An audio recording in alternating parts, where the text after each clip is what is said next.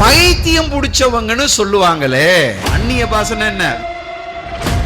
சர்ச்சே பாருங்க, கண்ணா புண்ணான்னு கத்திக்கிட்டு இருந்தா அது எப்படி இருக்கும்?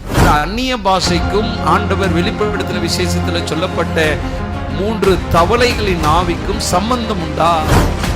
ஆளாளுக்கு இப்படி கத்திக்கிட்டு இருந்தா எவனுக்கு என்ன புரியும் சொல்லுங்க? அப்ப ஆவியானவர் இருப்பதற்கு அந்நிய பாஷை அடையாளமா? அது பேய்களுக்கு அதை படைக்கிறார்கள் அப்படின்றாங்க. அந்த பிரச்சனைகள் தலைவிரித்தாடி கொண்டிருக்கிறது இன்றைய நவீன கால சபைகளிலே. சும்மா இன்னைக்கு பேசிட்டு நான் சொல்றது புரியுதா? எங்கெல்லாம் செத்தவர்களை கும்பிடுகிறார்களோ, இந்த மாதிரி காரியங்களை செய்யறாங்களோ, அங்க போயிருந்து அது முதல்ல ஃபர்ஸ்ட் எச்சி பண்ணிருக்கு. பழைய ஏற்பாடுல யாராவது அந்நிய பாஷை பேசி இருக்கிறாங்களா? என்ன ஆராதனை செய்வார்கள், என்ன காரியங்களை கற்றுக்கொண்டார்கள்? எவ்வளவு ஒரு கொடுமையான விஷயம் பாருங்க. கடவுள் இதை வெறுக்கிறார். இதை ஆண்டவர் அனுமதிக்கிறது இல்லை.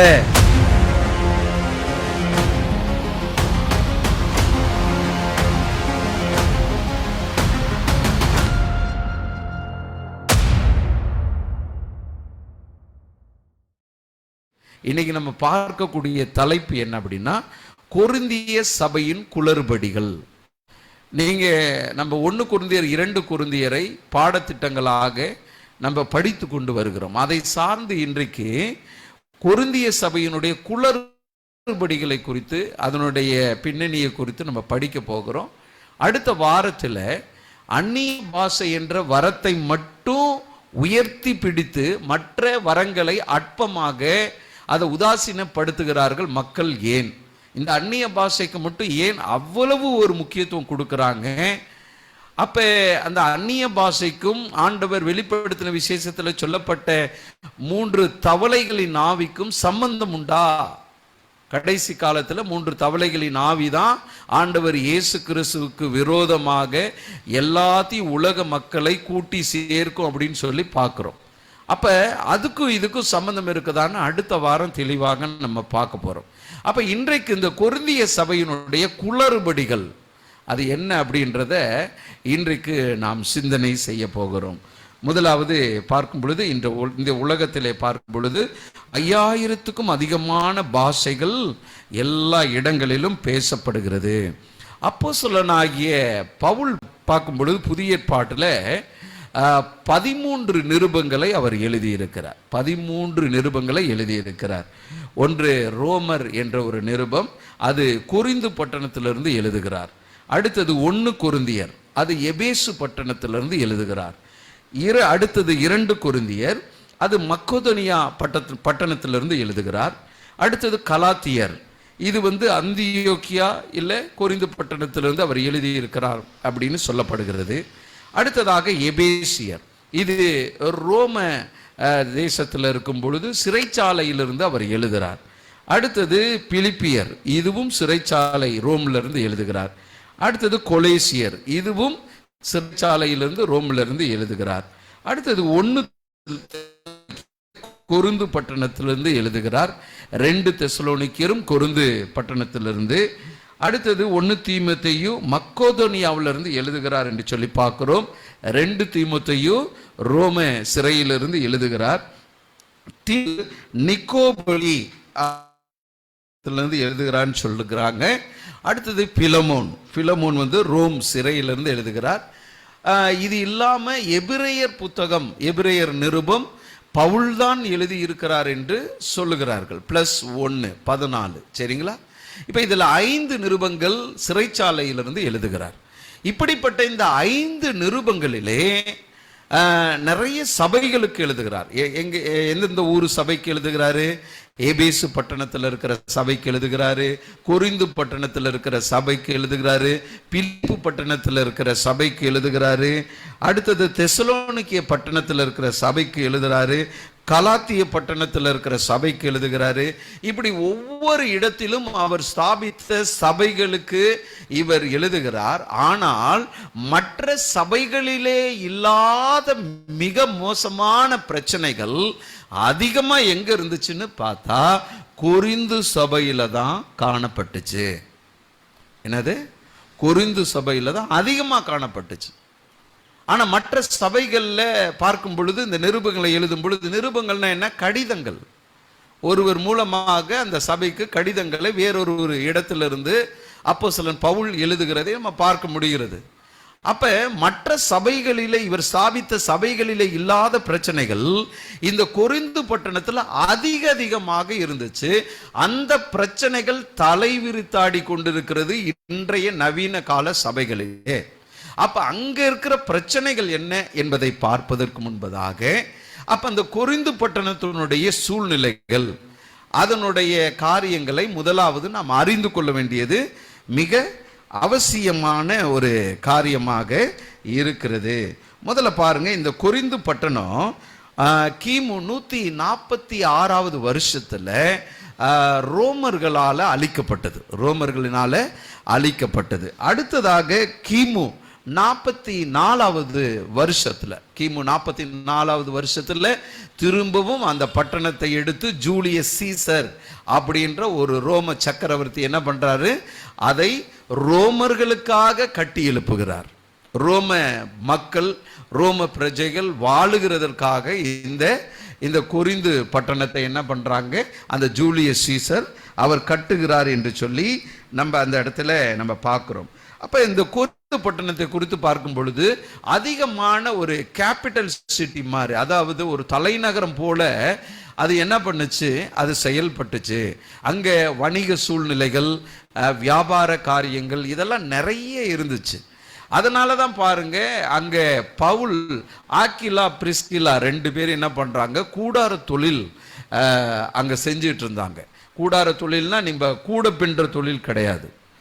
கூடார தொழில்னா சாமியான பந்தல் டென்ட் போடுறாங்கல்ல, அந்த மாதிரி டென்ட் தற்காலிக வீடுகளாக தரையிலே அமைத்து கொடுக்கிறது அவர்களுடைய வேலையாக இருந்தது. அதுல பவுலும் சேர்ந்து அந்த கூடார தொழிலை அவன் செய்தான் என்று சொல்லி நம்ம எங்க வாசிக்கிறோம்? அப்போஸ்தலர் 18ஆம் அதிகாரம் 3வது வசனத்துல பவுலும் சேர்ந்து இந்த கூடார தொழில், அதாவது ஹோட்டல் நிறைய இருந்திருக்குது அந்த கொரிந்து பட்டணத்துல. ஆனா அங்க பாத்தீங்கன்னா தங்குவதற்கு இடம் இல்லாம ரொம்ப குறைஞ்ச வாடகையில தரையில டென்ட் போட்டு கொடுப்பாங்க. அப்படிப்பட்ட வேலைகளை தான் யார் செஞ்சிட்டு இருந்தா? ஆக்கிலா, பிரிஸ்கிலா. அப்ப அவர் அங்க பவுல் அங்க ஊழியம் செய்யும் பொழுது அவர்களோடு இணைந்து இவரும் என்ன பண்றாரு? வேலை செய்து கொண்டு அந்த ஊழியத்தை அவர் செய்கிறார் என்று சொல்லி நம்ம இந்த இடத்துல நம்ம அங்க பார்க்கிறோம். அது மட்டும் கிடையாது, இங்கே பல்வேறு மத வேறுபாடுகள், நிறைய மதத்தை சார்ந்தவர்களும் அங்க நிறைய பேர் இருந்தாங்க. சரிங்களா? அதுல பார்க்கும் பொழுது என்ன அப்படின்னா, நிறைய விக்கிரகங்களை, மதம் சார்ந்த கடவுள்களை அவர்கள் தொழுது கொள்ளக்கூடிய மக்களாக அங்க இருந்தாங்க. அங்க என்னென்ன கடவுள்லாம் இருந்தாங்க அப்படின்னு சொல்லி பார்த்தோம்னா, அப்போலோ, அத்தீனா, அப்புறம் ஆப்ரோடைட், அப்புறம் ஜெராபிஸ், இசியூஸ் அப்படின்னு சொல்லப்படுகிற கடவுள்கள். இந்த கடவுள்லாம் என்ன பண்ணாங்க? அந்த கொரிந்து பட்டணத்துல வச்சு விக்கிரகமாக அவங்க போற்றி வணங்கினாங்க அப்படின்னு சொல்லி நாம அங்க பார்க்கிறோம். இந்த கடவுள்களிலேயே முக்கியமானது பார்த்தீங்கன்னா என்னன்னா, அப்ரோடைஸ் என்று சொல்லப்படுகிற பெண் தேவதை, காதல் தேவதைன்னு சொல்லப்படுகிற ஒரு பெண்ணை அங்கு மலை மேலே மையமாக வைத்து 1000 விலை மாதர்கள், தேவதாசிகள்னா 1000 விலை மாதர்கள் விபச்சாரிகளாக அங்க இருந்தாங்க. இந்த கடவுளுக்கு என்ன படைக்கிறாங்க அப்படின்னா, ஒரு மனிதன் கீழே இருந்து அந்த பட்டணத்திலிருந்து போய் அவங்க விபச்சாரம் பண்ணிட்டு வர்றது தான் அந்த கடவுளுக்கு போஜனமாக, அதுக்கு ஆராதனையாக நடக்குமா. அப்படிப்பட்ட ஒரு மோசமான ஒரு அப்ரோடைட் அப்படின்ற ஒரு பெண் தேவதையினுடைய கோயிலாக அங்க வைத்து என்ன பண்ணாங்க? வழிபட்டாங்க. சோ அதெல்லாம் எப்படி அவர் ஆரம்பிச்ச சபைக்குள்ளார வந்துச்சு அப்படின்றத நம்ம பார்க்க போறோம். இப்ப பிஸியா இருந்த இந்த கொரிந்து பட்டணத்தினுடைய பழக்க வழக்கங்கள், கலாச்சாரங்கள், இது எல்லாம் ரொம்ப ஒரு மோசமானதாக அங்கு காணப்பட்டது. அப்படி இருந்த சூழ்நிலையில தான் இங்கு அப்போஸ்தலன் பவுல் 1.5 வருஷம் அங்க தங்கி அங்கு மிகப்பெரிய ஊழியத்தை செய்து சபையை என்ன பண்றாரு? ஆரம்பிக்கிறார் அப்படின்னு சொல்லி நம்ம அங்க பார்க்கிறோம்.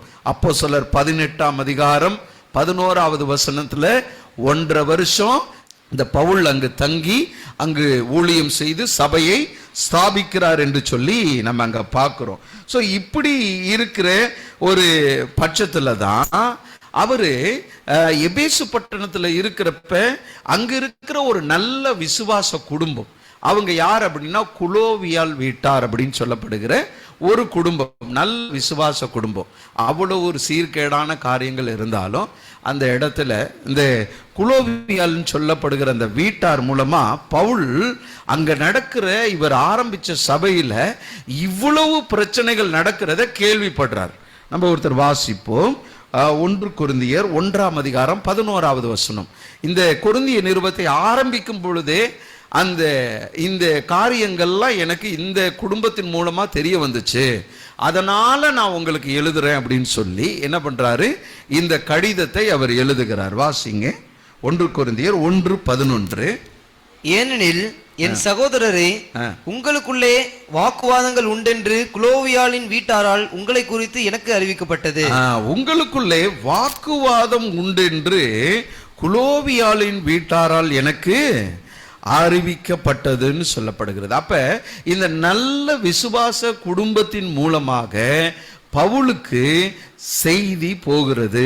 என்ன அப்படின்னா, எப்பா பவுலே, எங்க நீங்க சபையை ஆரம்பிச்சுட்டு போனீங்க, நல்ல சபையா தான் ஆரம்பிச்சு போனீங்க, ஆனா அந்த கொரிந்து பட்டணத்தில் இருக்கிற அவ்வளவு காரியங்களும் மோசமான பாவ காரியங்கள்லாம் இப்ப சபைக்குள்ளார வந்துருச்சு, வாக்குவாதம் வந்துருச்சு, மிகப்பெரிய காரியங்கள்லாம் வந்துருச்சு, இது எங்களுக்கு ரொம்ப வருத்தமா இருக்குது.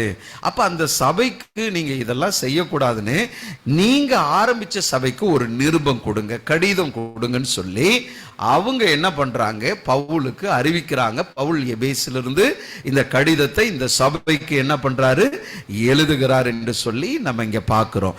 அப்படி என்ன பிரச்சனை இருந்துச்சு? இப்போ ஒரு கேள்வி நமக்குள்ளார் வருதா இல்லையா? அப்படி என்ன பிரச்சனை இருந்துச்சு அப்படின்னு சொல்லி நம்ம பார்த்தோம்னா, முதல் பிரச்சனை என்ன அப்படின்னு பார்த்தா கிட்டத்தட்ட 32 பிரச்சனைக்கு மேல அதிகமான பிரச்சனைகள் இருந்துச்சு.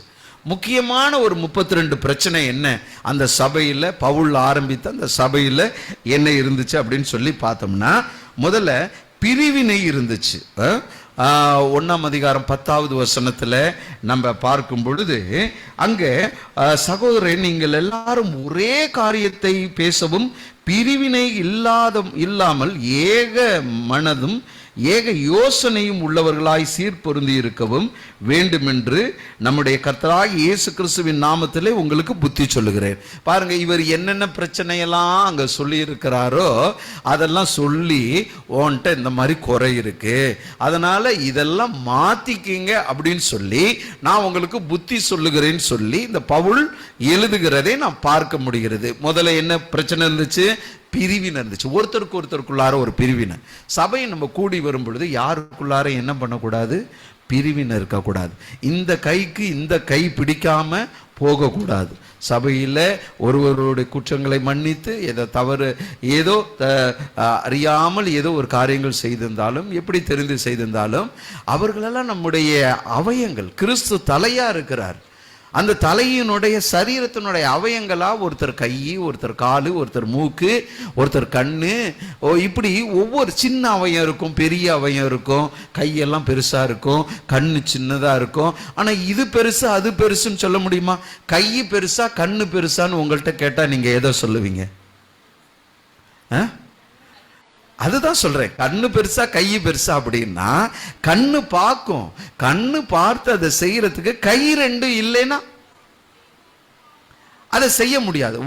ஒன்றையொன்று சார்ந்து இருக்கிறது. அப்ப இது பெருசா அது பெருசாலாம் கிடையாது. அதே மாதிரி சபைக்கு வரக்கூடிய விசுவாச மக்களும் இவங்க பெருசா அவங்க பெருசா அப்படி எல்லாம் கிடையாது, எல்லாரும் ஒன்றாய் இருக்கிறார்கள். ஆனா அந்த கொரிந்து சபையில் அப்படிப்பட்ட பிரிவினைகள் ரொம்ப காணப்பட்டுச்சு. பவுல் இதை சொல்லுகிறார். 2வது பிரச்சனை என்ன அப்படின்னா, வாக்குவாதம். 1:1 நம்ம பார்க்கும் பொழுது, இப்போ 1 கொரிந்தியர்ல தான் நம்ம பார்த்துக்கிட்டு இருக்கிறோம். 1 கொரிந்தியர் நடக்கிற சம்பவம் 1ஆம் அதிகாரம் 1வது வசனத்துல பார்க்கிறப்ப எல்லா வசனமும் வாசிக்கிறதுக்கு நமக்கு நேரம் குறைவு. அதனால நீங்க குறிச்சு வச்சுக்கோங்க, அதை நீங்க பாருங்க. ஒருத்தருக்கு ஒருத்தர் வாக்குவாதங்களை ஏற்படுத்துகிற ஒரு காரியம் இருக்கு. இதெல்லாம் எதுக்கு நம்ம சொல்லப்படுகிறது அப்படின்னா 1 கொரிந்தியர் 10:11 சொல்லுகிறது, இவைகளெல்லாம் திருஷ்டாந்தங்களாக அவர்களுக்கு சம்பவித்தது, முடிவு காலத்தில் இருக்கிற நமக்கு எச்சரிப்புண்டாக எழுதப்பட்டும் இருக்கிறது. அப்ப முடிவு காலத்துல இருக்கிற தேவனுடைய சபையில் இருக்கிற மக்களுக்கு அங்க நடந்த பிரச்சனை நம்ம சபையில என்ன பண்ணக்கூடாது, இருக்கக்கூடாதுன்னு சொல்றதுக்காண்டிதான் ஆண்டவர் இதை நமக்கு பதிவு செய்திருக்கிறார், எச்சரிப்புக்காக பதிவு செய்திருக்கிறார். ஆமென். அப்ப இங்க நீங்க பார்க்கும் பொழுது என்னன்னா வாக்குவாதம் இருக்குது. 1ஆம் அதிகாரம் 1வது வசனத்துல நம்ம அதங்க பார்க்கிறோம். வாக்குவாதம் நமக்குள்ளார இருக்கக்கூடாது. அடுத்தது பாத்தீங்கன்னா 3ஆவதாக கோஷ்டி மோதல். 1ஆம் அதிகாரம் 12வது வசனத்துல பார்க்கும் பொழுது கோஷ்டி மோதல். நான் பாத்தியா நான் இந்த ஜாதி, நீ பாத்தியா அந்த ஜாதி அப்படின்னு ஒரு ஒரு சபையில வரும் பொழுது என்னன்னா சில ஒரு குறிப்பிட்ட மக்கள் இந்த ஜாதி அந்த ஜாதின்னு சொல்லி அவங்களே பிரிவினைகள் ஏற்படுகிறது. அதெல்லாம் தேவனுடைய சபைக்கு அழகல்ல. இன்றைக்கு பார்க்கும் பொழுது மற்ற சபைகளில் இன்றைக்கு சர்ச்சில் எல்லாம் பார்க்கிறப்ப அடிதடி நடக்குது. சர்ச்சுக்குள்ளார விட முடியாதபடிக்கு அந்த சர்ச்சு ஆயர் ஃபாதரையே என்ன பண்றாங்க, மறைச்சு அடியாட்களை வச்சு இங்க திருச்சியிலே நடந்திருக்கிறத நான் பார்த்திருக்கிறேன். அப்ப இதெல்லாம் கோர்ட்டுக்கு போறது. இதெல்லாம் என்ன காரணம்னா அந்த ஜாதி பிரிவினைகள் வச்சு கோஷ்டி மோதல் நடக்குது. அது உண்மையான தேவனுடைய கிறிஸ்து சபைக்கு அடையாளம் கிடையாது. நல்லா புரிஞ்சுக்கங்க. அப்படி இருந்தா அது தேவன் இயேசு கிறிஸ்து அந்த சபைக்கு தலை கிடையாது. அப்படிப்பட்ட ஒரு காரியம் இருக்கக்கூடாது. ஏன்னா இந்த ஜாதி பிரிவினைகளை கொண்டு வந்தது ஒரு பிராமணர்கள். அவங்க கொண்டு வந்து அவர்களுடைய சுய லாபத்துக்காக தலையை பிராமணன், நெஞ்சு சத்திரியன், தொடை வைசியன், கால் சூத்திரன், பாதம் பஞ்சமர்னு சொல்லி ஜாதிகளுடைய பிரிவுகளாக பிரித்து கீழ் ஜாதி பிறப்பிலேயே ஒருவன் இந்த ஒரு பிறப்பால் ஒருவன் உயர்ந்தவன் தாழ்ந்தவன் என்பதை ஏற்படுத்தியவர்கள் அவர்கள்தான். புரியுதுங்களா? அப்படிப்பட்ட காரியங்கள்லாம் இருக்கக்கூடாது. அது அன்னைக்கே நடந்துச்சு. அன்னைக்கே பாருங்க அப்படிப்பட்ட காரியங்கள். நான் இப்படி நான் அப்படி. இங்க இந்தியாவில் இப்படிதான் கொண்டு வந்தாங்க. ஆனா வெளியில பார்க்கிறப்ப வேற ஒரு பிரிவுகள் போல, இன்னைக்கு இந்தியாவில் இருக்கிற பிரிவுகளை போல அங்கு வேற ஒரு பிரிவுகளை வைத்து ஜாதியின் அடிப்படையில் கோஷ்டி மோதல்கள்லாம் நடந்துச்சு. அந்த காரியம் நமக்குள்ளார தேவனுடைய சபையில இருக்கக்கூடாது. ஆனா கொரிந்து சபையில இருந்துச்சு அப்படின்னு சொல்லி நம்ம அங்க பார்க்கிறோம். அடுத்தது 4ஆவதாக அங்கு ஜென்ம சுபாவம் உள்ளவர்களாக இருந்தாங்க. ஜென்ம சுபாவம் அப்படின்னா என்ன? ஆவிக்குரிய சுபாவம் கிடையாது. இந்த ஜென்ம சுபாவம் உள்ளவர்களா 2ஆம் அதிகாரம் 14வது வசனம் 1 கொரிந்தியர் 2:14 வாசிக்கிறோம். ஜென்ம சுபாவம் உள்ளவர்களா இருந்தாங்க. அப்படின்னா என்ன அப்படின்னா சுயமா பேசுறது. ஆண்டவர் ஆவிக்குரிய ஜீவியத்தில் அவர் தேவனுடைய வார்த்தையை கொண்டு பேசுகிறது இல்லை. அப்ப ஜென்ம சுபாவம், அவங்க சுபாவத்தின்படி என்ன பண்றது, முடிவெடுக்கிறது, செய்யறது, தேவனை சாராமல் முடிவெடுக்கிற ஒரு காரியத்தை அவர்கள் செய்தார்கள் என்று சொல்லி அங்கு சொல்லப்படுகிறது. 5ஆவது மாம்சத்துக்கு உரியவர்களாக இருந்தாங்க. 5ஆம் அதிகாரம் 3ஆம் அதிகாரம் 1வது வசனத்துல பார்க்கிறப்ப மாம்சத்தின்படி என்ன பண்றாங்க, முடிவெடுக்க கூடியவர்களாக அந்த கொரிந்து சபை மக்கள் காணப்பட்டாங்க அப்படின்னு சொல்லி நம்ம அங்க பார்க்கிறோம். அடுத்தது 6ஆவது ஒரு பிரச்சனை என்னன்னா, ஒரு ஆவிக்குரிய குழந்தையா இருக்கிறாங்க, ஒரு முதிர்ச்சி இல்லை. எவ்வளவு வசனங்கள், எவ்வளவு காரியங்கள் பவுல் எழுதும் பொழுது அதுதான் சொல்றாரு. நான் நிறைய விஷயங்களை உங்கள்கிட்ட பேசணும்னு நினைக்கிறேன். நீங்க பாலுங்கிற குழந்தைகளை போல இருக்கிறீங்க. திடமான ஆகாரம் உங்களுக்கு கொடுக்க வேண்டியது இருக்கு. இன்னைக்கு நிறைய சபை விசுவாசிகள் இன்னைக்கு பார்க்கிறப்ப அடிப்படையா ஒரு குருடம் பிரசங்கமும் செவிடம் பிரசங்கத்தையும் ஏதோ ஒரு ஆசீர்வாதம் வேணுமா, உங்களுக்கு இதை வேணுமா அதை வேணுமான்னு சொல்லி மக்கள் அதுலயே உணர்ச்சி வசப்பட்டு ஏதோ இன்னைக்கு இதை சொல்ல மாட்டாங்களா அதை சொல்ல மாட்டாங்களா அப்படின்னு சொல்லி தனக்கான ஆசீர்வாத வார்த்தைகளை வேண்டும் என்று விரும்பி அவங்களுக்கு தகுந்த மாதிரி இன்றைக்கு என்ன பண்றாங்க, ஒரு ஆவிக்குரிய குழந்தைகளாக இன்றைக்கு திருச்சபைகள் மாற்றப்பட்டு இருக்கிறதுன்னா ஒரு கொடுமையான ஒரு காரியம். அவங்க பைபிள் காரியம் இது என்ன அது என்ன. பெரோயா பட்டணத்தார் பார்க்கும் பொழுது தெசலோனிக்கேயர் உள்ளவர்களை பார்க்கிலும் அவர்கள் நற்குணசாலிகளா மாறினதுக்கு காரணம் வேத வார்த்தைகள், வேத வாக்கியங்கள் இப்படி இருக்கிறதா என்று அவர்கள் தினந்தோறும் ஆராய்ந்து பார்த்ததுனாலதான் பெரோயா பட்டணத்தார் அவர்கள் நற்குணசாலிகளா மாறினாங்க. இன்னைக்கு நல்ல குணசாலிகளாய் மாறாமல் இருப்பதற்கு காரணம் என்ன? வேதாகமத்தை அறியாதபடிக்கு ஆவிக்குரிய குழந்தைகளாக, ஒரு பாலுங்கிற குழந்தைகள் போல இருந்தாங்க. அந்த கொரிந்து பட்டணத்தில் இருக்கிற சபையும் அப்படிதான். வந்து உட்காருவாங்க, ஏதோ ஒரு இதை கேட்டுட்டு அப்படியே அடிப்படையா இருந்ததுனால தான் திடமான ஆகாரத்தை, திடமான சத்தியத்தை பவுல்னால அங்கு கொடுக்க முடியாத ஒரு சூழ்நிலை ஏற்படுகிறது. அடுத்தது பாருங்க, 7வதாக என்ன இருக்கிறதுன்னா பலன் இல்லாதவர்களாக இருந்தாங்க. 1 கொரிந்தியர் 3:2 பார்க்கிறப்ப அங்க உள்ள பிரச்சனை என்ன? பலன் கிடையாது. என்ன பலன்? திருவிருந்து நடக்குது, இல்ல ஒரு பந்தி நடக்குது அப்படின்னு சொன்னா அடிச்சு திருவிருந்துல நம்ம என்ன பண்றோம்? ஒரு சப்பாத்தியே இது கர்த்தருடைய சரீரம் என்று நான் உங்களுக்கு கொடுக்கிறேன், இந்த ஞாபகப்படுத்தி இதை நீங்க சாப்பிடுங்க, இது அவருடைய மாம்சத்துக்கு அடையாளமா இருக்கிறது அப்படின்னு சொல்லிட்டு கொடுக்கிறப்ப யாராவது ஒருத்தர், என்ன பாஸ்டர் இத்தினோண்டு சப்பாத்தி தான் கொடுக்குறீங்க, எனக்கு ஒரு அரை சப்பாத்தி கொடுங்க, சாப்பிட்டா கொஞ்சம் நல்லா இருக்குன்னு யாராவது கேட்குறீங்களா? நம்ம சபையில் அப்படி கேட்கறதில்ல. அதே மாதிரி சாப்பாடுக்கு பாடு ஏதாவது. ஆனா அங்க இருக்கிற பிரச்சனை, ஏதாவது சாப்பிட சம்பந்தப்பட்டதை பார்த்தா எடுத்து வேக வேகமா என்ன பண்ணிடுவாங்க, யாருக்கும் வைக்காம தின்றுவாங்க. இது ஒரு பெரிய பிரச்சனையா இருந்துச்சு. அதான் பவுல் எழுதுறாரு, உங்க வீட்டுல சமைச்சு சாப்பிட்றதுக்கு அப்படிப்பட்ட ஒரு காரியங்கள்லாம் இருக்குது, இது சபை சரியா அதை புரிஞ்சுக்கிட்டு நடங்க அப்படின்னு சொல்லி ஒரு பலன் இல்லாத ஒரு கிறிஸ்தவர்களாக அந்த சபையில இருந்தாங்க. 8வது பார்க்கிறப்ப 3ஆம் அதிகாரம் 3வது வசனத்துல பொறாமை பிடிச்சவங்களா இருந்தாங்க. பொறாமையுள்ளவர்களா. அந்த குணம் தேவனுடைய சபையில இருக்கக்கூடாது. ஒருத்தர் நல்ல நிறைய சம்பாதிக்கலாம், ஒருத்தர் சம்பாதிக்காம இருக்கலாம், ஒருத்தர் நல்ல கார் வசதிகளோட நல்லா இருக்கலாம், ஒருத்தருக்கு இல்லாம இருக்கலாம், இல்ல ஒருத்தர் உயர்வா கடவுள் அவங்களை உயர்த்தி கொண்டு போகலாம். அது குறித்து ஒரு பொறாமைப்படக்கூடிய ஜனங்களாக அல்லது மற்ற காரியங்கள் இருக்கக்கூடியவர்களாக இருந்தா அது கிறிஸ்துவனுடைய சரீரம் கிடையாது.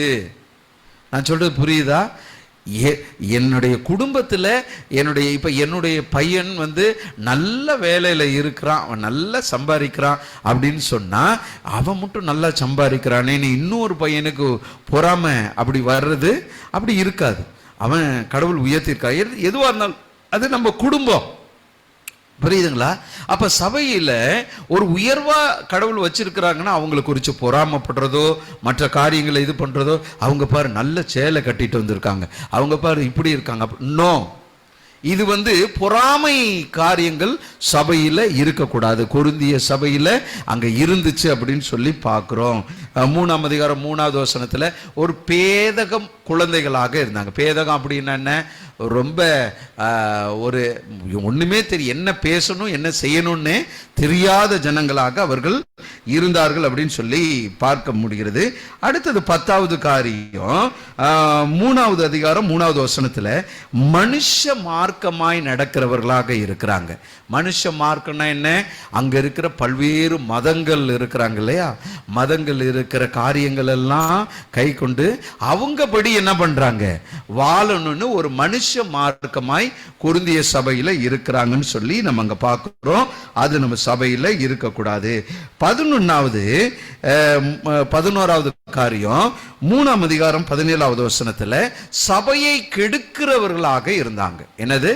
சபையை கெடுக்கக்கூடியவர்களாக இருந்தாங்க. அது அந்த கொரிந்திய சபையில இருந்த ஒரு பிரச்சனை. அது இன்றைய கால தேவனுடைய சபையில இருக்கக்கூடாது.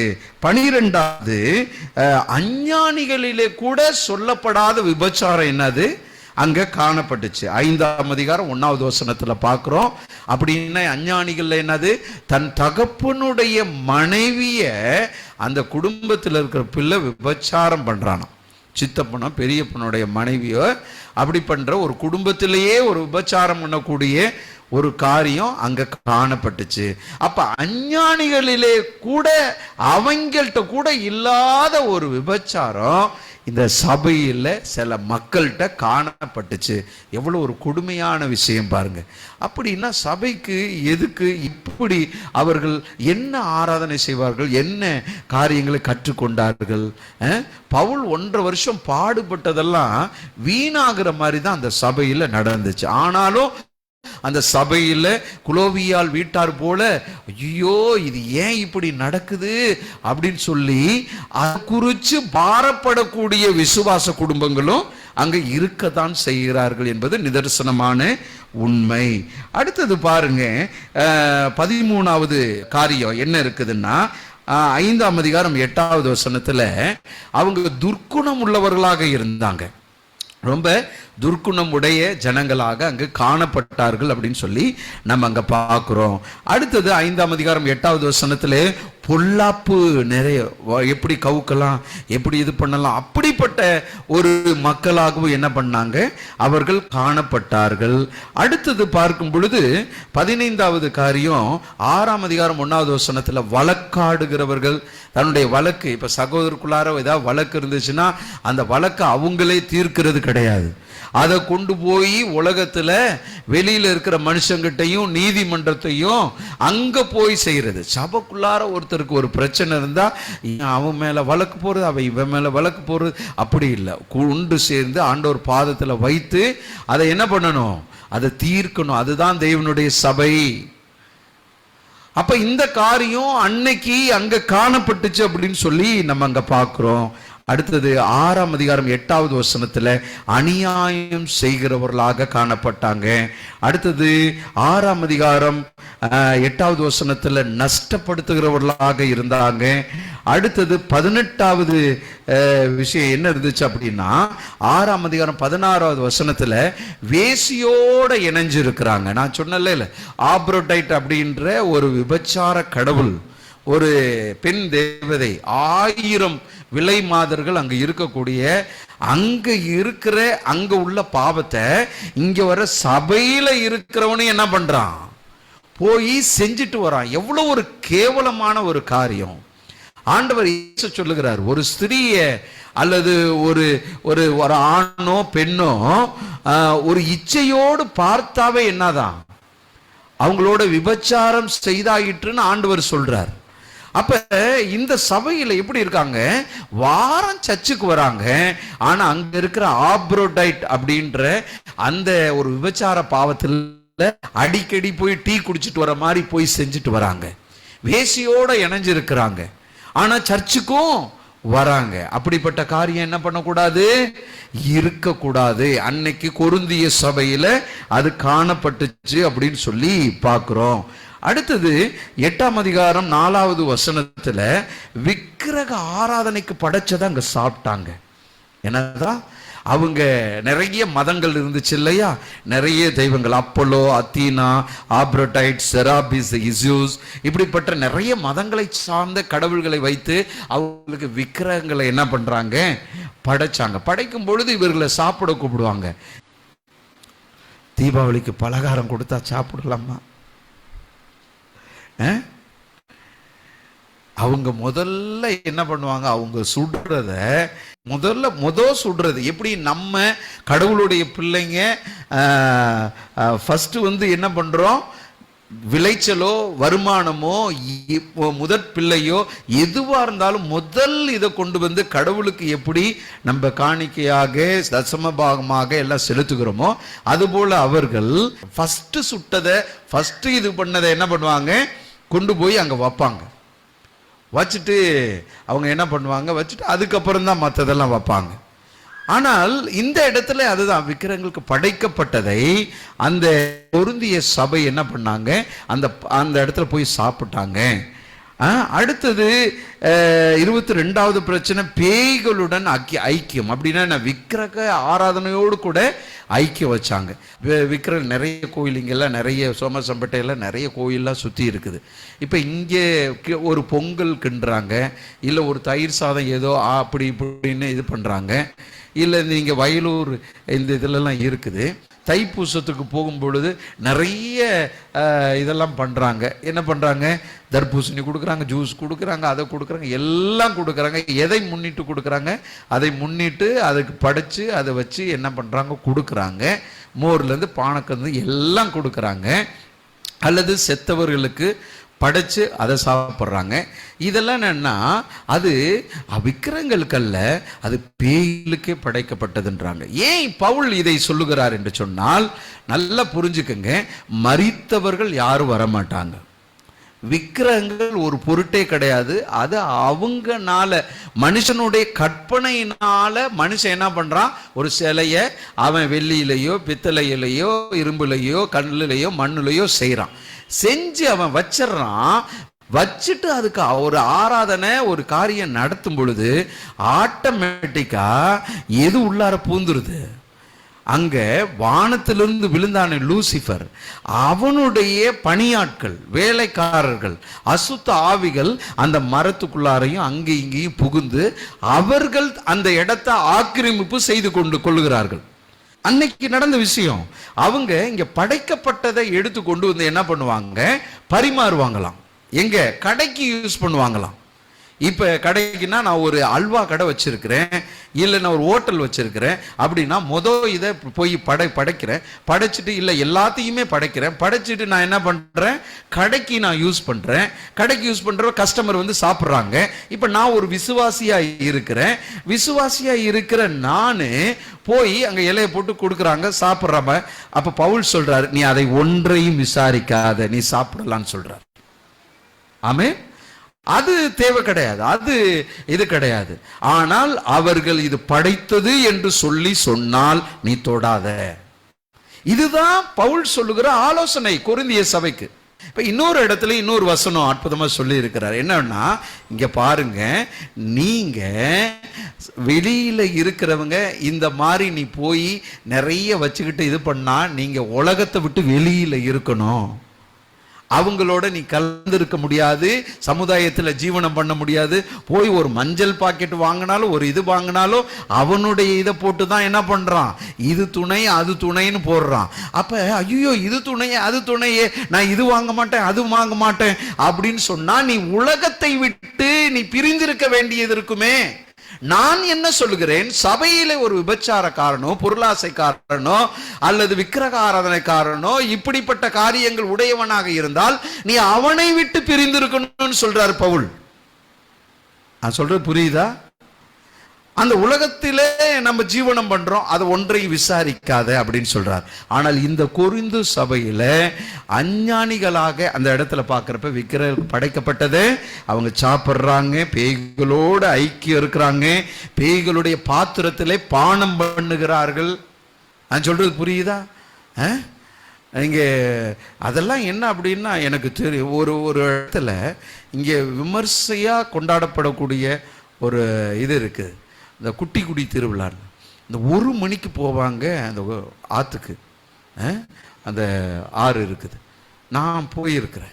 அங்கே இது பண்ணி 1 மணிக்கு கொட்டை அடித்து இது பண்ணி ஒரு படையல் சாதம் சொல்லி போட்டு என்ன பண்ணுவாங்க? தூக்கி போடுவாங்க, கீழே வராதான் சொல்லுவாங்க. அது எங்கே இது என்ன இதுன்னு தெரியாது. அந்தகார பிசாசனுடைய ஆவிகள், ஸ்பிரிட்ஸ், இது எல்லாம் என்ன ஆகுன்னா, எங்கெல்லாம் செத்தவர்களை கும்பிடுகிறார்களோ இந்த மாதிரி காரியங்களை செய்கிறாங்களோ அங்கே போயிருந்து அது முதல்ல ஃபஸ்ட்டு எச்சி பண்ணிடுமா. அது என்ன பண்ணிடும்? எச்சி பண்ணிடுமா. அதை என்ன பண்ணக்கூடாது? இதெல்லாம் உண்மை, ட்ரூத் இருந்துச்சு. அதனால தான் பவுல் சொல்றாரு, அஞ்ஞானிகளுக்கு அந்த விக்கிரக ஆராதனைகள் படைக்கப்பட்டது, நீங்க அது கடவுளுக்கு அல்ல, அது பேய்களுக்கு அதை படைக்கிறார்கள் அப்படின்றாங்க. ஏன்னா அதுதான் எச்சி பண்ணுது.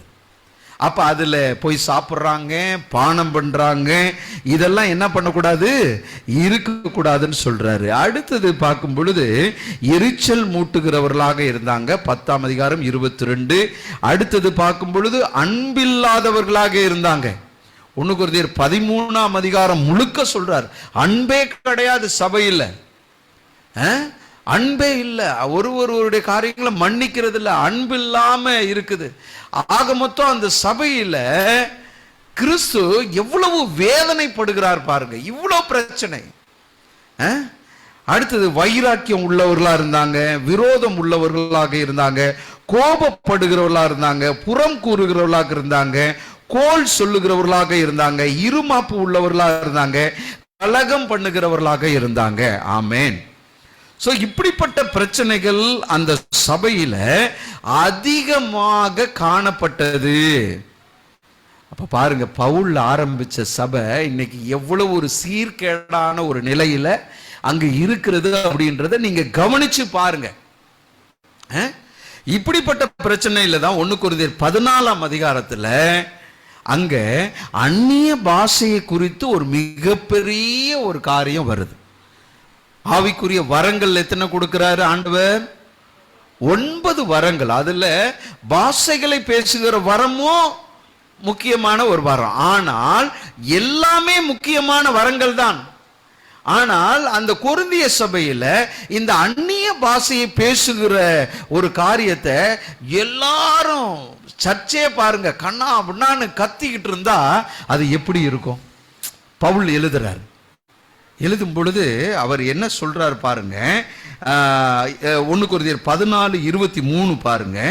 ஆகையால் சபையர் எல்லாரும் ஏகமாய் கூடி வந்து எல்லாரும் அந்நிய பாஷைகளிலே பேசும்போது படிக்காதவனோ இல்லது கடவுளை நம்பாதவனோ அவன் உள்ள வந்தா அவர்கள் உங்களை பைத்தியம் பிடிச்சவங்கன்னு சொல்லுவாங்களே. எப்படி சொல்றாரு பாருங்க. ஆளாளுக்கு இப்படி கத்திக்கிட்டு இருந்தா இப்படி நினைப்பாங்க இல்லையா? அந்நிய பாஷை விசுவாசிக்க அடையாளமா அவிசுவாசிக்க அடையாளமா? யாருக்கு அடையாளம்? பவுல் அதையே சொல்றாரு பாருங்க 22வது வசனத்துல. அப்படி இருக்க அந்நிய பாஷைகள் விசுவாசிகளுக்கு அடையாளம் கிடையாது, அவிசுவாசிகளுக்கு தான் அடையாளமா இருக்கிறது. அப்படின்னா விசுவாசிக்கு அடையாளம் என்ன? அதே வசனத்துல பாருங்க, தீர்க்க தரிசனமோ அவிசுவாசிகளுக்கு அடையாளமாயிராமல் விசுவாசிகளுக்கு அடையாளமாயிருக்கிறது. அப்ப விசுவாசிகளுக்கு என்ன அடையாளம்? ஆண்டவருடைய வருகையை நடக்கக்கூடிய சம்பவங்களை அங்கு தீர்க்க தரிசனமாக சபையில என்ன பண்ணணும்? சொல்லணும். கர்த்தர்னா என்ன? காரணமானவர்னு அர்த்தம். எல்லாவற்றுக்கும் காரணமானவர் அந்த தீர்க்க தரிசன வரத்தை கொடுக்கிறார். ஆனா அந்த கொரிந்திய சபையில தீர்க்க தரிசன வரத்தை டம்மி பண்ணிட்டாங்க. இந்த அந்நிய பாஷை அப்படின்னு சொல்லி ஆளுக்கு கத்த ஆரம்பிச்சாங்க. இது எங்க இருந்து அவங்க கொண்டு வராங்க அப்படின்னா, இந்த ஆப்ரோடைட் அப்படின்னு சொல்லக்கூடிய அந்த காதல் தேவதைன்னு சொல்லப்படுகிற அந்த கடவுள், அந்த பெண் தேவதனுடைய அங்க 1000 விலை மாதர்கள் இருந்தாங்கன்னு சொன்னல, அந்த கடவுளுக்கு அவங்க ஒரு பூஜை செய்யும் பொழுது அந்த பூசாரிகள் உளறுவார்களாம், உளர்வாங்களாம், அவங்க என்னென்னமோ சொல்லுவாங்களாம். இன்னைக்கு நிறைய இதுல நடக்குதா இல்லையா? என்ன பண்ணுவாங்க? ஒரு உளறல் இது பண்ணி இதை பண்ணுவாங்களாம். இன்னைக்கு மற்ற மதங்களிலையும் காணப்படுகிறது. அந்த உளறல்களை என்ன பண்ணுவாங்க? அப்படியே அவங்க எடுத்துட்டு வந்து இந்த கொரிந்திய சபையில நாங்களும் என்னது வரம் பெற்றவர்கள் சொல்லி அவங்க பாட்டுக்கு உளறுவாங்களாம்.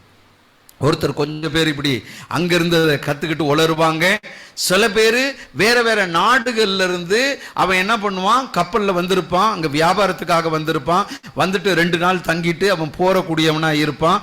பவுல் அந்த நாடுகள்லயும் சபையை ஆரம்பிச்சிருப்பாரு, இல்ல விசுவாசிகளா அவங்க எப்படியோ இருந்திருப்பாங்க. அவங்க வணிகம் சம்பந்தப்பட்ட காரியமா இந்த கொரிந்து பட்டணத்துக்கு வரும் பொழுது, சரி பக்கத்துல சர்ச்சிற்கு போயிட்டு வருவோன்னு வரும் பொழுது அவன் என்ன பண்ணுவான்? அவன் இங்கிலீஷ் பேசுறவனா இருப்பான், அவன் மலையாளம் பேசுறவனா இருப்பான், அவன் இந்தி பேசுறவனா இருப்பான். அவன் உருது பேசுகிறவனா இருப்பான், அவன் பஞ்சாபி பேசுகிறவனா இருப்பான், அவன் கன்னடம் பேசுகிறவனா இருப்பான், அவன் ஹிந்தி பேசுகிறவனா இருப்பான். எவனா இருந்தாலும் அங்க வர்றப்ப பக்கத்துல சர்ச் இருக்குதா, அப்ப அங்கெல்லாம் நிறைய சபைகள் கிடையாது. இந்த கொரிந்து சபை பவுல்னால் ஆரம்பிக்கப்பட்டு பக்கத்துல சர்ச்சுக்கு போயிட்டு வரும்னு அவன் வர்றப்ப அவன் என்ன பண்ணுவான், எல்லாரும் oh my lord Jesus glory to God அப்படின்னு சொல்றப்ப அவன் என்ன சொல்லுவான், இந்தியில என்னது மை துதி கரோ அப்படின்ட்டு அவன் இந்தியில கத்துவான், ஒருத்தன் கன்னடத்துல கத்துவான், ஒருத்தன் உருதுல மாத்தி மாத்தி அவன் பாஷைகளை கத்தும் பொழுது எவனுக்கு என்ன புரியும் சொல்லுங்க? ஒண்ணும் புரியாது. இப்ப இந்த அந்நிய பாஷை இந்த வரம்தான் மிக பெரியது அப்படின்னு சொல்லி அவங்க உயர்த்தி பிடிச்சுக்கிட்டு இருப்பாங்களாம். அவன் தேவனிடத்தில் பேசுகிறான் இந்த காரியம், அப்புறம் இன்னும் நிறைய சர்ச்சையான காரியம், இது தூதர் பாசை, இது இப்படி பாசை, அப்படி இப்படின்னு நிறைய எல்லாம் சொல்லிக்கிட்டு இருக்காங்க. இதுக்கான விளக்கங்களை நிச்சயமா நம்மளுக்கு நேரம் ஆயிடுச்சு. அடுத்த வாரம் இதனுடைய தொடர்ச்சியை வச்சிருக்கிறேன். இப்போ ஒரு முன்னுரையை தான் நான் கொடுக்கிறேன். முன்னுரை நிச்சயமா இந்த கேள்வியெல்லாம் அதுல இருக்குது. அது தூதர் பாசையா, நிச்சயமாவே அவன் தேவனிடத்துல பேசுறானா அப்படின்றதெல்லாம் என்னது கேள்வி பதிலாக அடுத்த வார செய்தியில முழுமையாக அறிவிக்கப்பட இருக்கிறது. இன்னைக்கு இதனுடைய பின்னணியை தான் நம்ம பார்க்கிறோம். சரிங்களா? அப்ப இந்த அந்நிய பாஷை தான் என்னது மிக மேன்மையாக அங்க என்ன பண்ணுது சொல்லப்பட்டிருக்கிறது. அப்படின்னா இது உண்மையான அந்நிய பாஷையா? இது எப்ப வந்தது? பெந்தகோஸ்தே நாளில் ஆண்டவர் ஏன் அந்த சீஷர்களுக்கு இந்த பாஷை வரத்தை கொடுத்தாரு? இது தேவனுடைய பாஷையா இல்ல யார் பாஷை? தூதர்கள் பாஷையா? இது சாத்தானுக்கு விளங்காதா? இப்ப உள்ள ஜனங்கள் பேசுறது அது உண்மையான தேவனுடைய பாஷையா? எல்லா கேள்விகளுக்கும் அடுத்த வாரம் என்ன பண்ணும், செய்தியில நம்ம எல்லாத்தையும் பிரிச்சு மேய போறோம். எல்லாத்துக்கான ஆன்சரும் வேதாகமத்திலிருந்து தான் கொடுக்க போறோம். வேதாகமத்தை விட்டு வெளியில இல்லை. நான் தான் சொல்லிட்டேனே, பவுல் எபேசு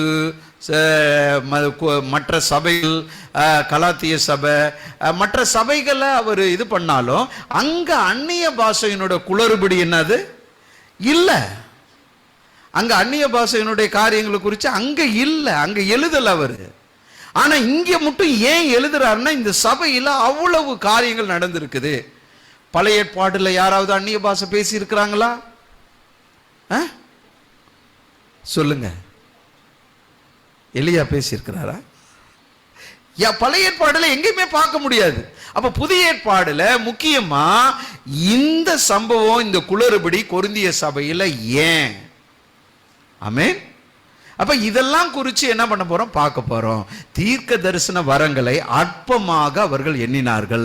ஏன்னா தீர்க்க தரிசன வரம் தான் அங்க உள்ள விசுவாசிகளுக்கு எச்சரிப்பை கொடுக்கிறது, பக்தி விருத்தியை கொடுக்கிறது, எல்லா காரியங்களையும் குறிக்குது. பவுல் சொல்றாரு, எப்பா நான் 5000 6000 வார்த்தைகளை பேசினாலும் கருத்தை 5 வார்த்தை பேசினா அது சரியானதுன்னு சொல்றார்.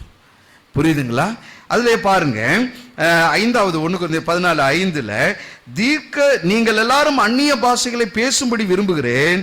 அவர் சொல்றாரு, நீங்க பேசணும்னு விரும்புறேன், ஆனா அதை எங்க பேசணும்? அந்நிய பாஷைன்னா என்ன? வேற மொழிகள் பேசணும். உங்களுக்கு இங்கிலீஷ் பேசுறது உங்களுக்கு பிடிச்சிருக்குதுன்னா நீங்க என்ன பண்ணலாம், கம்யூனிகேஷனுக்காக ஆங்கிலம் மற்ற மொழிகள் எல்லா இதையும் கத்துக்கலாம். ஆனா அந்நிய பாஷைன்ற பேர்ல வேற இதை கொண்டு வரக்கூடாது. நிறைய பேர் சொல்லுவாங்க, அந்நிய பாஷை இருந்தாதான் ஆவியானவர் உனக்குள்ளார இருக்கிறார். ஆவியானவர் இருக்கிறாரா நீ அந்நிய பாஷை பேசுவ. அப்ப ஆவியானவர் இருப்பதற்கு அந்நிய பாஷை அடையாளமா? இதெல்லாம் அடுத்த வாரம் பார்க்க போறோம். சரிங்களா? அப்ப இங்க சொல்லப்படுகிறது, நான் விரும்புகிறேன் பேசுங்கப்பா, அந்நிய பாஷைகளில் பேசுகிறவன் சபைக்கு பக்தி விருத்தி உண்டாகும்படிக்கு அர்த்தத்தையும் சொல்லாவிட்டால் என்ன சொல்றாரு? அர்த்தத்தை சொல்லனா, இப்ப நம்ம எல்லாம் தமிழ் பேசுறோம், ஒருத்தர் இந்தி மட்டும் பேசிக்கிட்டு 1 மணி நேரம் இந்தி பிரசங்கம் பண்றாங்க, நீங்க என்ன பண்ணுவீங்க?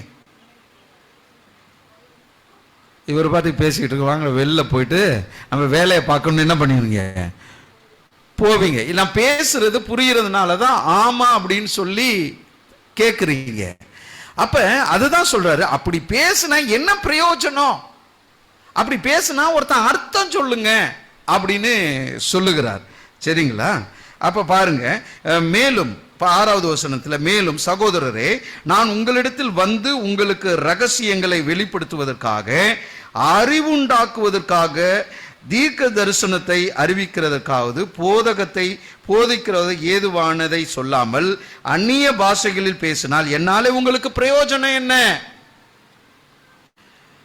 இங்கிலாந்து தேசத்திலிருந்து டேவிட் லிவிங்ஸ்டன் அப்படின்றவர் சுவிசேஷத்துக்காக ஆப்பிரிக்க தேசத்துக்கு போனார்.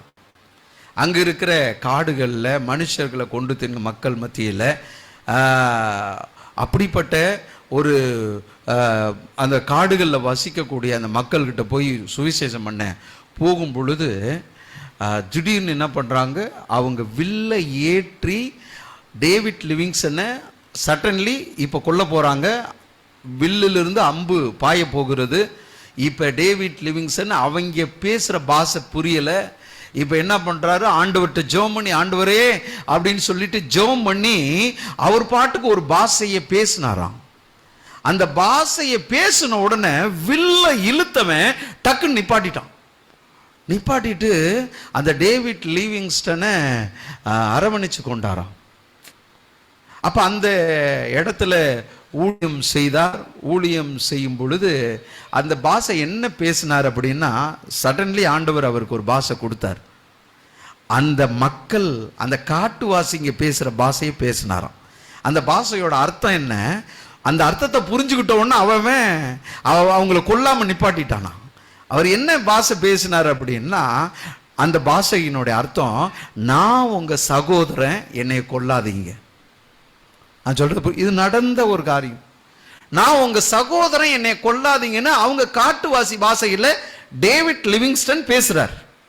அவங்க கொல்லல, சேர்த்துக்கிட்டாங்க. கடைசியா அவர் அந்த இடத்துல சுவிசேஷம் செய்து மரித்த பிறகு இங்கிலாந்து தேசம் அவரை கௌரவிப்பதற்காக அவருடைய சடலத்தை எடுத்து கொண்டு செல்லும் பொழுது அந்த ஆப்பிரிக்க தேசத்து மக்கள் சொன்னாங்க, ஐயா, இந்த சடலத்தை இங்கிலாந்து தேசத்திலே அடக்கம் பண்ணுங்கள், ஆனால் ஒன்னே ஒன்று, அவருடைய இதயத்தை மட்டும் எங்களிடத்தில் கொடுத்து விடுங்கள்.